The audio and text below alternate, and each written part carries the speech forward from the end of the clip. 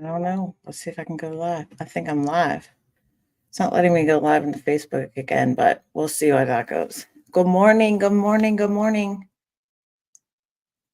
How are we, ladies?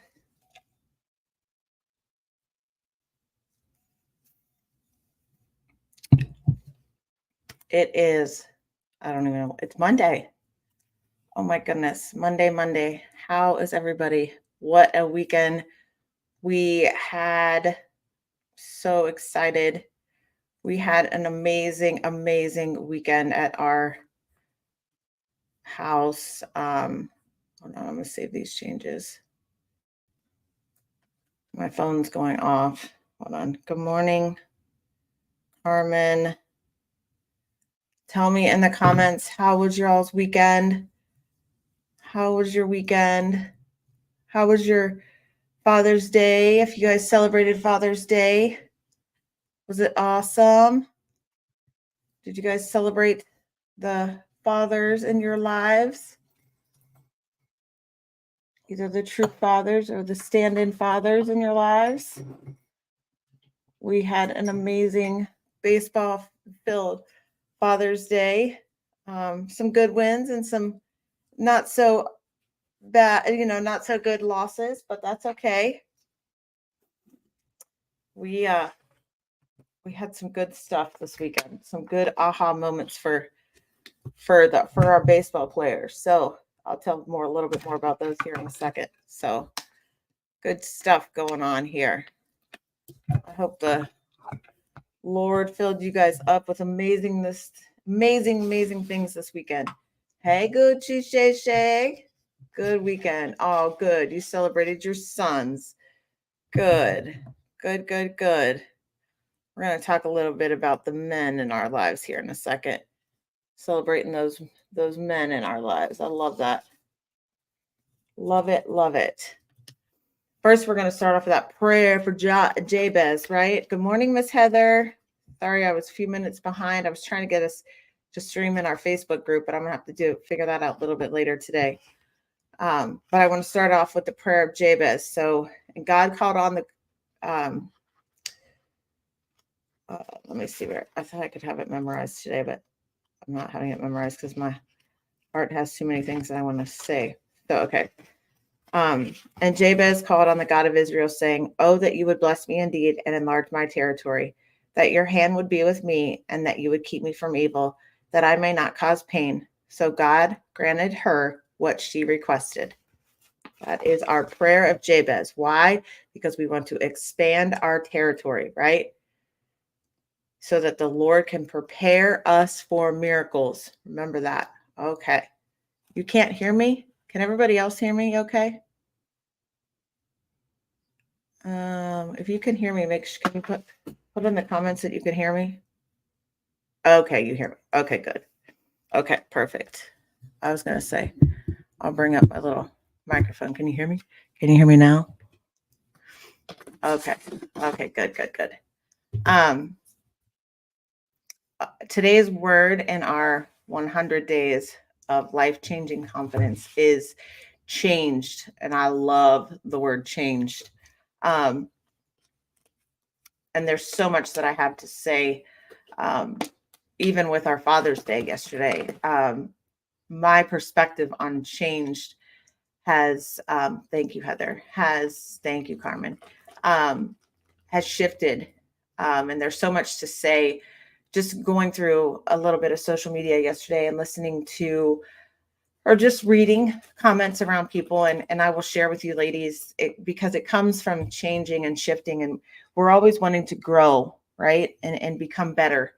And one of the ways that, I told you is to get closer in our relationship with the Lord and to become better and to live that life abundantly is to have with our confidence, right? For the Lord to gain that confidence in us and for us to gain that confidence in ourselves and in the Lord. One of the ways is to change the way we, have the perspective on, maybe our fathers. I read so many different comments yesterday or posts about the lack of fathers in the world.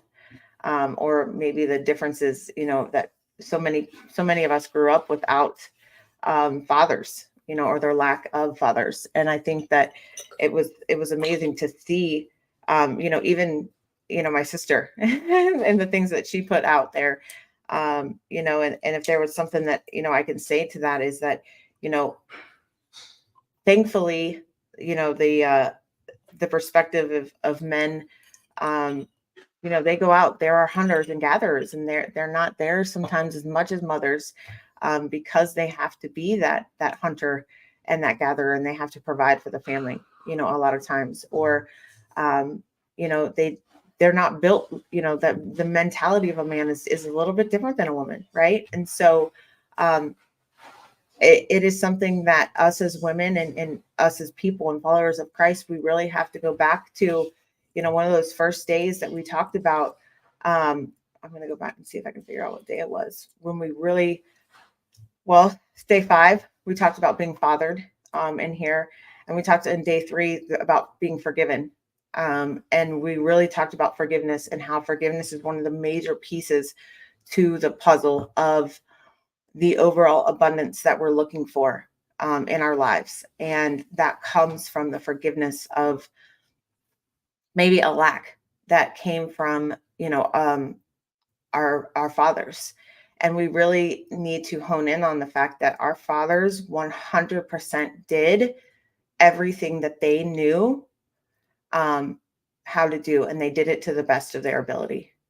Given their circumstances, they did it to the best of their ability. And we have to be 100% okay with it, even though we know better now and we would have done better. We have to be okay with that.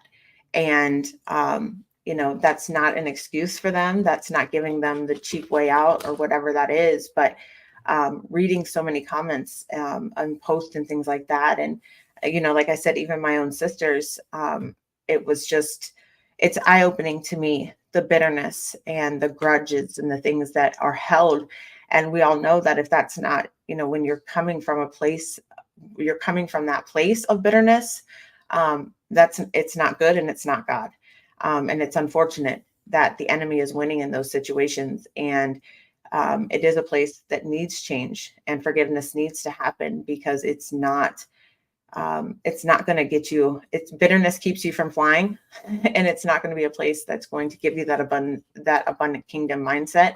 And it's unfortunate, because it's that place or that lack that the Father didn't provide, that you feel like they should have. That's something that the Father is going to have to deal with, right? That they're going to have to. They've had to deal with that, right? It's not up for us to have to, we may have had that lack, but the God, our Father in heaven, is our ultimate Father, and He can provide those things that our Father here on earth didn't. But our Father in heaven gave us that Father here on earth for a reason and a purpose. And so we need to change that stinking thinking, and we need to release that bondage that that could be weighing us down from the potential change that could be happening and needs to happen. And it's being talked about here today. And what the author is saying here is, have you ever met a believer who just doesn't seem to kick their old stubborn ways? Maybe the way they think about their Father, right? One day I was thinking about this. So I asked God, if we have ever been given the Spirit, then why do we still fight the flesh? And why do the parts of us remain the same? He revealed this to me. When we don't see the change, it's not that we don't have the Spirit, it's that we don't submit to the Spirit. Flesh and spirit in the constant competition in our lives. Flesh and spirit are in constant competition in our lives. Even though the Spirit has greater authority than the flesh, we always have the choice whether we will submit to His authority. Greater change calls for deeper surrender. Okay, so just like we were talking about. Good morning, Kelly. Good morning, Melissa. Oh, well, I'm always here. Greater change calls for deeper surrender. Okay, so just like we were talking about, even just like with our fathers, right? greater change, right? That surrender, it takes a lot, right? Because we have an expectation um, of our fathers. We had expectations that our fathers were supposed to be our protectors. Our fathers were supposed to be our providers. Our fathers were supposed to be there from day one, right? And just like I posted on my post, I didn't have a father that was there from day one all the way through day 40, year 43, day whatever I'm on right now. Um, I didn't have that. Now, could I call my dad today and him be here? Yeah. Would it take him a little bit to get here? I don't know. But have I forgiven my father? Absolutely. Because I know that my father did everything that to the best of his ability. I know he did. He did always monetarily provide for us. So for that, I'm very thankful. And I can't control. So at the end of the day, too, it's rooted in control. When a lot of us, we can't control what our fathers did or didn't do, right? But what I did know that I could have the change in is how my boys were able to be fathered by their fathers. And so that's what I talked about yesterday, is that even though I wasn't fathered by my father, and I was really technically, which you can't be at the end of the day, a mom can't be a mom and a dad. Like she really can't. She can try her hardest, but she can't, right? A mom is meant to be a mom. And, that's what my sister put. She's like, thank you for my mom to be my mom and my father. But, she tried, but she really can't, right? There's things that a male does that a woman, she can't do, right? That's silly. But that's the benefit of myself growing up without that father figure. I knew that when I had my children, and granted, I had some jacked up sideways, I've been through divorce and I had Gabe when, out of wedlock and all those things. My children have always had their fathers at their side from the day of their birth. And that has been a generational, you know, thing that I changed from day one, that I knew because I did not have my father growing up with me. I knew that I was going to do whatever I had to do to the best of my ability. Now, could my boys have grown up without their dads? Absolutely. But I knew that I had to do my best so that my boys would grow up with their dads by their sides and having their dads with them. And has it been um, has it been, a humbling experience for me and even for Daryl, and, to walk humbly, along the side? Absolutely. We walk it daily. We have to, Daryl and I have to walk humbly, because I have an ex-husband, right? Like we have to walk that side by side daily because my ex-husband makes choices, and but we have to surrender that at least, they're in their lives. And even though he makes choices and he says things and he makes decisions and says things to Colton or Weston sometimes that we don't agree with, we don't overstep those boundaries and we don't make wedges and things like that, because we don't want there to be, because at the end of the day, it's about Colton and Weston. It's not about, Katie and Daryl. It's about Colton and Weston having their father in their lives, right? We don't want to create any wedges for our boys because we grew up without having, Daryl and I both did. We grew up without having fathers, right? So we wanted to be that change, just like she's saying here, surrender to the flesh. And it's not easy, right? And so surrender looks like resilience, and it can, right? But coping is taking matters into our own hands. We cope because we subconsciously think we are keeping ourselves safe.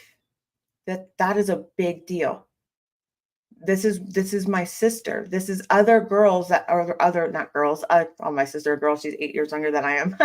And she's almost, she's over 35 years old now. But when the other women that I was reading their posts yesterday, about their dads or the lack of their dads, right? That was the way that they were coping yesterday. And many of a lot of women grew up without their dads. So they cope because, we cope because we subconsciously think we're keeping ourselves safe, right? Especially when it comes to projection. It's easier to project pride than to acknowledge our insecurity, right? Growing up without a dad is not easy. Growing up without a dad is not fun. Growing up without the person that, there's two people in our lives that we're guaranteed to have. Put in quotes, a mom and a dad. Everybody has to have a mom and a dad, right? If you don't have a mom and a dad, you wouldn't be on earth, right? And so it can lead to insecurity. It can lead to unworthiness. It's easier to project, acknowledge our feelings of unworthiness. Plus, we've made it this far in life because of the fleshly coping mechanisms. So it's hard for us to let go of them and trust that God has a lasting solution, right? Many people may have a hiccup with God because they're like, I don't understand. If God gave me him as my father, like Daryl didn't know actually speak to his father up until he was like 47 years old. And the only reason he ever spoke to his dad is because I said to him, his mom had passed away, and his mom had always told him how bad his dad was. And, he had never been around anyways. And then his mom passed away. And I was like, how do you know your dad's really that bad? It is what your mom said, but you don't want to go the rest of your life not knowing him. Like, at least just reach out, that way you can say, at least you tried. And all the while, the Spirit is saying, put your weapon down, right? Just lay it down. You don't need them anymore. The Holy Spirit will transform anything we yield to him. When we put down our natural defenses we've relied on, he shows us a better way. God doesn't just want us to cope. He wants us to transform. As we surrender, we are changed. This just hit me. So Weston, my boy number 3, he has realized that I'm the only child of, this is such perfect timing with Father's Day yesterday, and so many of us growing up without a father. Weston realized that I'm the only child of my dad's that actually talks to I don't even talk to my dad, like, really, like, but that I have like no like bad remorse or anything like with my dad. Like, I have surrendered complete forgiveness to my dad. Like, I texted my dad yesterday, and I can show you the text, and I literally sent him a picture of my newest picture of me and my 4 boys. And I literally had to put the name and their age and like where they're at school. And like, literally I put from left to right, because I'm sure he doesn't know. He has an awareness of who they are.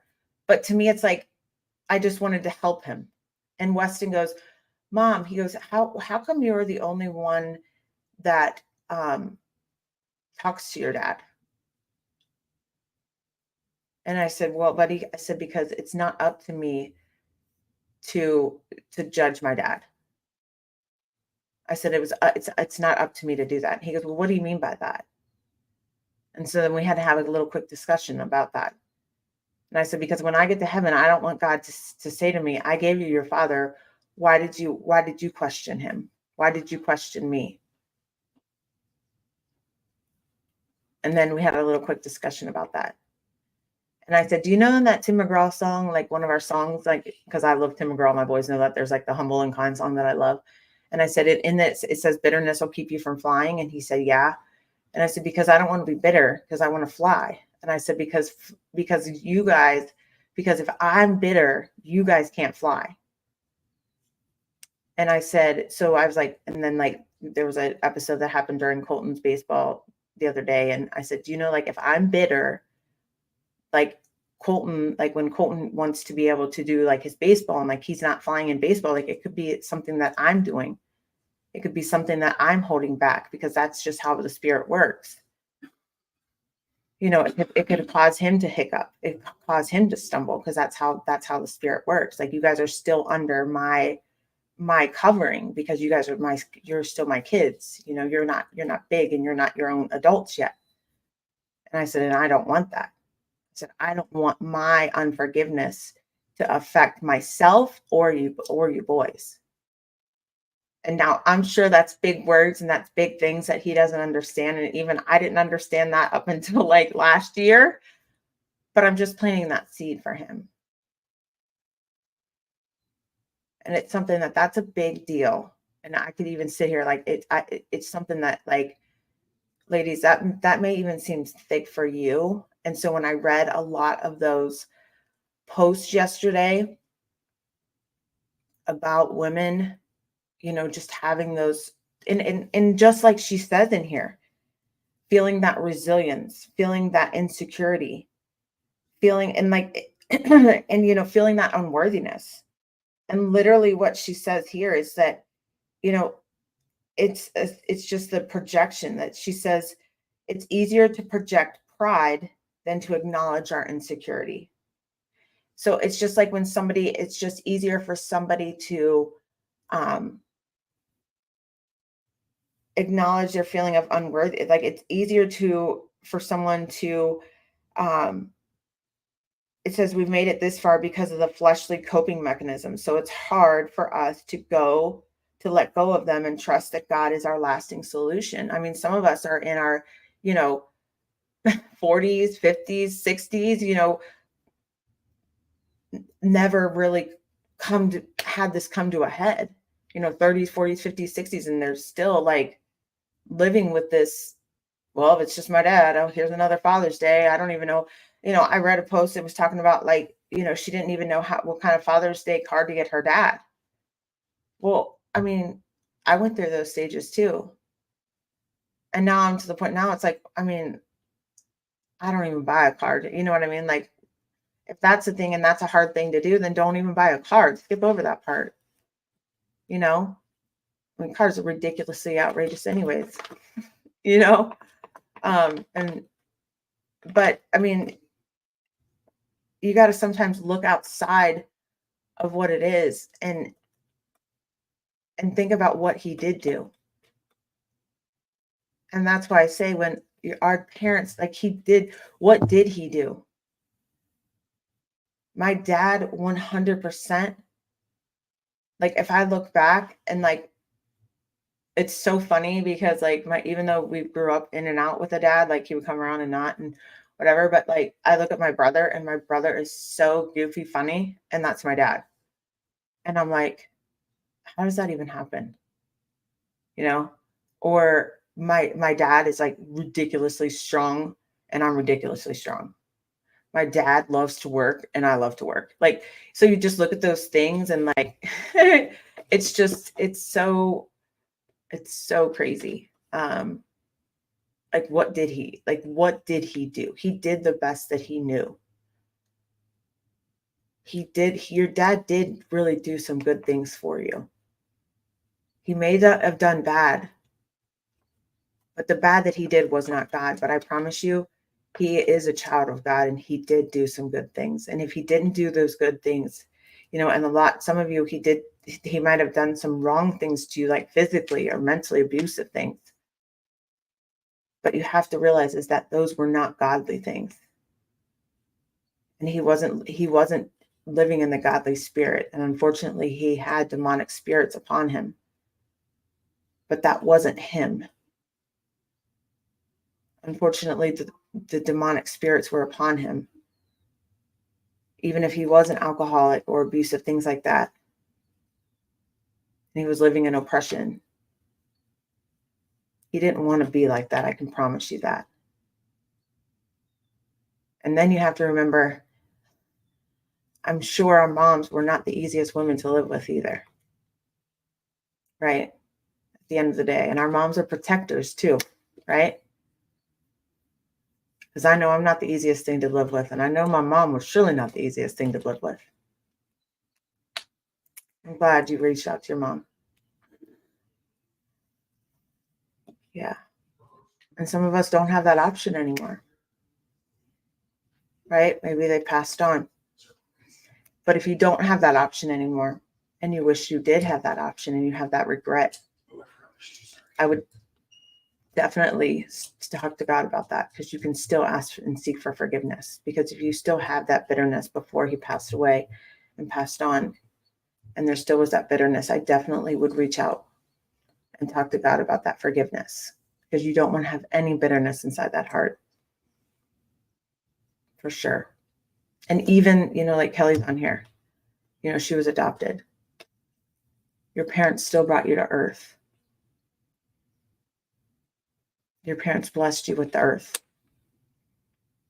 And that was a big decision. That was a big decision for those parents to do that. Right? All right. So the Galatians 5:16, it says, "So I say, walk by the Spirit, and you will not gratify the desires of the flesh." So today, I encourage you to walk by the Spirit, because the Spirit lives within us. And the Spirit is God, and it's already within us. So lay down those weapons, surrender, my word for 2024, go to the foot of the cross, lay it all down, ask for that forgiveness, seek that change, and watch what happens. Watch for little miracles to happen when you can surrender for that little bit of change with a big, deep forgiveness. All right, ladies, you're awesome. I love you, ladies, so much. This is a little part of the identity change that we're going to be seeking as we dive into those 5 days of thirst that are going to come in our challenge that we're going to have at the end of July, that we're going to start. We're going to start seeking those more in the place community as we prepare for those 5 days, and as we prepare throughout our community. Bring your friends, bring your companions, seek the forgiveness. I am going to get ready for workout. Start this Monday off with amazingness. I love you, ladies, so, so much. Hey, Melissa, mine decided not to do his fatherly duties. That's okay. He's still a father in the name of the Lord. Okay. Lean into that, Melissa. I love you, ladies, so much. I'll talk to you girls soon. Bye.